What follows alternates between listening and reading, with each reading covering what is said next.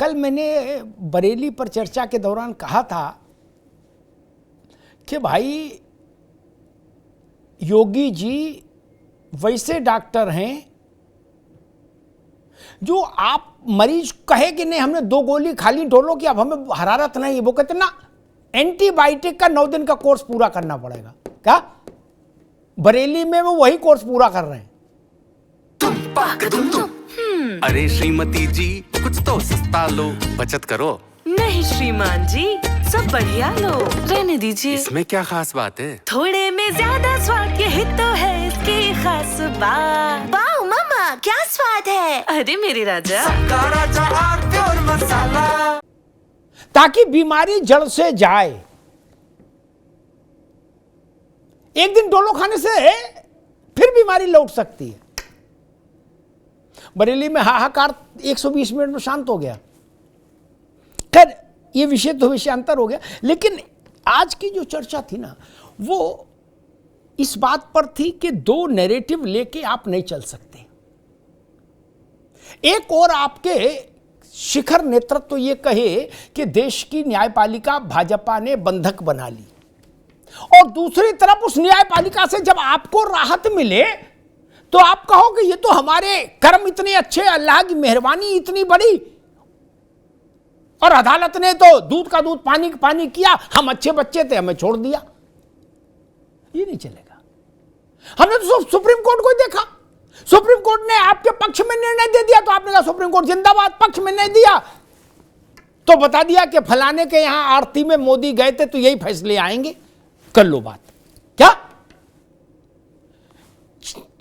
राजनीतिक दलों को बॉन्ड से चंदा वाले मसले में जब सुप्रीम कोर्ट ने फैसला किया तो इंडिया गठबंधन के बड़े बड़े नेताओं ने कहा चंद्रचूड़ साहब जिंदाबाद, और उसके थोड़े दिन बाद उन्होंने एक और फैसला कर दिया। वो अच्छा नहीं लगा दुबे जी को, तो दुबे जी ने कहा हम तो पहले जानते थे, गणेश पूजा में प्रधानमंत्री उनके घर गए थे, ये भी संघी है। लो उनको भी संघी बता दिया चंद्रचूड़ को, जबकि उनके पुरखे वकालत में थे, बाबा पिता भी चीफ जस्टिस है, उनको संघी बता दिया। अब यहां मैं वो बात नहीं कहूंगा जो आजम खान ने कभी कही थी, दयाराम भार्गव को शायद याद हो, मैं नहीं कहूंगा। उन्होंने नेताजी के लिए एक बार कहा था, तब आरएसएस का गणवेश हाफ पैंट था, तो आजम खान ने कहा था मैं बोलूं, छोड़ जाने दो। क्या बोले मैंने देखा है अंदर हाफ पैंट है, आजम खान ने कहा था, मैं नहीं कह रहा, आजम खान ने कहा था। ये समस्या है। और दूसरी बात, हमेशा इस बात का मैं प्रवक्ताओं से कहता हूं, इस बात का ख्याल रखिए कि सारे धान 22 पसेरी चलाने की कोशिश मत करिए, उस कोशिश में दुर्घटना हो जाती है। क्या चेहरा खराब हो जाता है। अब कुछ भी छुप नहीं सकता, सब कुछ पड़ा है, वो किसी के मिट नहीं सकता। अमर सिंह की सीडी सुप्रीम कोर्ट ने रोक दी, लेकिन सीडी तो है ना। बिपाशा बसु और अमर सिंह की बातचीत है ना, चाहे जो सुने, बिहार वाला सुने, चाहे जालंधर वाला सुने, और चाहे सफाई सुने। हेलो कौन बोल रही हो? बोले बिपाशा बोल रहे हो बेबी। क्या है ना, अब कुछ नहीं छुपता। मैंने उसके आगे तो बताया नहीं कि और क्या क्या बात हुई, नहीं तो बहुत हास्यास्पद स्थिति हो जाएगी। वो भी चाचा थे,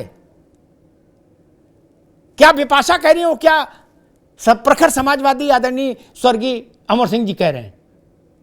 वो तो बोलेंगे नहीं, क्योंकि जनेश्वर जी ने एक बार मुझसे कहा था, दुबे जी, हमने कहा ये अमर सिंह को कहां से पकड़ लाए, तो उन्होंने कहा अग्निहोत्री जी ये तो हमारे पास पले पलाए बड़े हो आए हैं, हमारे तो इन्हें पाला नहीं, ये कांग्रेस स्कूल में पढ़ के आए हैं। तो खैर सब कुछ ऑन रिकॉर्ड है ना, उसमें राई रत्ती मैं बदलाव कर सकता हूं ना समाजवादी पार्टी, भाजपा, कांग्रेस, जनता दल, लोकदल कोई कर सकता है। नहीं, ये चिंता वो लोग करते हैं जो कागज लेके पीछे चलते हैं मंत्री के, मुख्यमंत्री के, सरकार, प्रधानमंत्री के। क्या दुबे जी, मैं 40 वर्ष में जब भी मिला किसी से ना, न कागज रखा न कलम रखा, मेरा क्या कर लोगे? किसी सरकारी विभाग में केंद्र से लेके और चुंगी तक के दफ्तर में अमिताभ अग्निहोत्री के नाम की एप्लीकेशन नहीं है क्या कि हमको एक पानी के टैंकर की स्वीकृति दे दी जाए। आप सबका हमको मालूम है 3-5, ये भी है हमको मालूम है जन्नत की हकीकत क्या है। आपका पूरा पोस्टमार्टम मैं कर दूंगा 5 मिनट में, क्योंकि हमको मालूम है कि जो साइकिल पर छू हमार दवा बेचते थे वो 10,000 करोड़ के आदमी कैसे हो गए। मैं आपको पोस्टमार्टम कर दूंगा भाई। जिनके पास साइकिल खरीदने की हैसियत नहीं थी वो लोग 3 बोले भैया 3 जहाज ले लिए, मैंने गाड़ियां छोड़ो 3 जहाज ले लिए। क्या ससुर घर ही खड़े रहते हैं, हमने कहीं जाना हो ब्याह बारात में, तुमने जहाज तो है। मैंने ठीक किया। क्या काम करते हैं वो? मैं नाम लेके चेहरे खराब कर दूंगा। तब हमने बहुत बसंत देखे मित्र, इसलिए ना अपनी अपनी बात कहो, आनंद से जाओ, आनंद से आओ। मेरे साथ ही हेड ऑन करने की कोशिश मत करिए व्यक्तिगत तौर पर ना। आप लोग तो चलो प्रवक्ता हो, आपका क्या स्टेक है? कोई बहुत स्टेक तो है नहीं। मान लो अभी पार्टी आपका नाम ड्रॉप कर देगी तो रामलाल आने लगेंगे, लेकिन आपके नासमझी से, नादानी से बड़े चेहरों का नुकसान हो जाएगा आप सब लोगों की पार्टियों के। क्या मैं दयाराम भार्गव से थोड़ी भूल जाऊंगा, मैं फिर ओम प्रकाश राजभर का पोस्टमार्टम कर दूंगा ना। तब क्या करोगे? तो राजभर इनको ढूंढेंगे बंदूक लेके कि दयाराम आ गए, बोल आप इधर हाजिर करो। दूजा समझ रहे मैं क्या कह रहा हूं? इन सब में मत पड़िए, अच्छी अच्छी बात करो, अपनी पार्टी की तर्क दो और आनंद लो, ठीक? नहीं तो परिस्थितियां खराब हो जाती हैं कई बार। और भाजपा के साथ किसने कब कहां अलाइन किया वो भी हम बता देंगे, हैं? नेताजी और भाजपा के बीच में अलाइनमेंट कब हुआ और किसके घर हुआ वो भी हम बता देंगे। जय जेटली घर मुलायम सिंह पहुंचे थे, आपने बस याद बता पाओगे, मैं बता दूंगा। और अडवाणी जी को जय जेटली अपनी गाड़ी में बैठा के ले गई थी वहां पंडारा सुंदर नगर वाले उसमें, तो क्या बात हुई थी वो भी बता दूंगा। इसलिए जो विषय है उस पर रहिए। धन्यवाद।